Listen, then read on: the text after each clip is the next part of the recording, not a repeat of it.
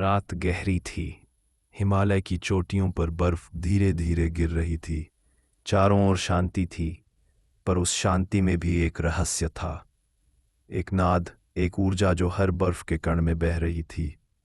उसी शांति के बीच कैलाश पर्वत पर बैठे थे महादेव, नेत्र बंद, समाधि में लीन। पर उस दिन उनकी समाधि कुछ भिन्न थी। उनके मुख पर एक गहरी उदासी थी, जैसे सृष्टि के भीतर कुछ टूट गया हो। उसी समय कैलाश की दिशा में एक आहट हुई। पार्वती माँ आईं। उनके नेत्रों में चिंता थी। बोली, प्रभो आप मौन क्यों हैं? ब्रह्मांड की गति ठहर गई है, काल थम गया है। महादेव बोले, पार्वती, आज किसी ने मृत्यु को चुनौती दी है। कौन प्रभु? एक बालक, जो अपनी माँ के लिए मृत्यु से लड़ रहा है। धरती पर एक छोटा गांव था, काशी से कुछ दूर। वहां एक गरीब स्त्री मृत्युशैया पर थी। उसका पुत्र नंद मां को बचाने के लिए भगवान से प्रार्थना कर रहा था। उसने व्रत रखा, आंसू बहाए, पर मृत्यु आई और मां की सांसें उठने लगीं। नंद ने हाथ जोड़कर कहा, हे महादेव, अगर तुम सच में हो तो मेरी मां को मत लेना, उसकी जगह मुझे ले लो। यह शब्द आकाश तक पहुंचे। कांप उठा।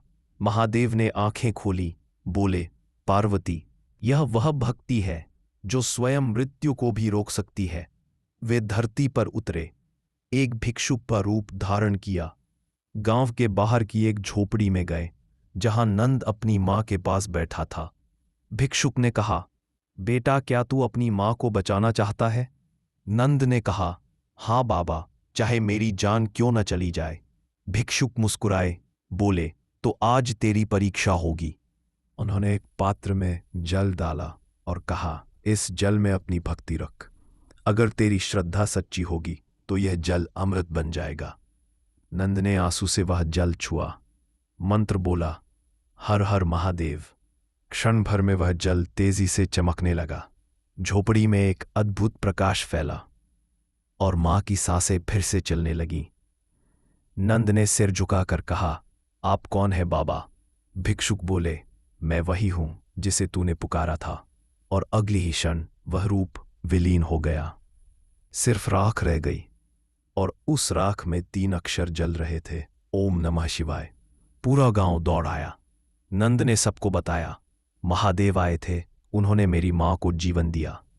गांव वालों ने देखा, जहां भिक्षुक बैठा था वहां अब एक शिवलिंग प्रकट हो गया था।